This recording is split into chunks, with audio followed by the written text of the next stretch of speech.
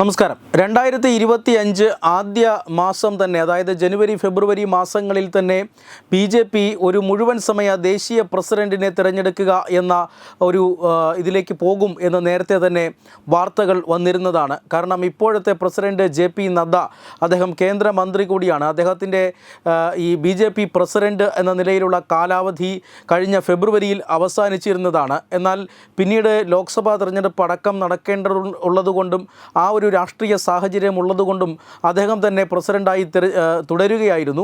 ഏതായാലും അതിനുശേഷം ലോക്സഭാ തിരഞ്ഞെടുപ്പ് കഴിഞ്ഞതിന് ശേഷം സംഘടനാ തിരഞ്ഞെടുപ്പ് നടക്കേണ്ടതുണ്ട്. സംഘടനാ തിരഞ്ഞെടുപ്പുകൾ പൂർത്തിയായി ഏറ്റവും ഒടുവിലായി BJP ഒരു മുഴുവൻ സമയ ദേശീയ പ്രസിഡന്റിനെ തിരഞ്ഞെടുത്തേക്കും എന്നൊരു വാർത്ത നേരത്തെ തന്നെ വന്നിരുന്നതാണ്. ഇപ്പോൾ ഏറ്റവും ഒടുവിലായി ഉയർന്നു കേൾക്കുന്നത് മുൻ ഹരിയാന മുഖ്യമന്ത്രി മനോഹർ ലാൽ ഖട്ടാറിൻ്റെ പേരാണ്. അതായത് ഏറ്റവും യോഗ്യനായ ഒരു ദേശീയ പ്രസിഡന്റ് മനോഹർ ലാൽ ഖട്ടാർ ആയിരിക്കും എന്ന ഒരു നിഗമനത്തിലേക്ക് BJP എത്തിയിട്ടുണ്ട് എന്നാണ്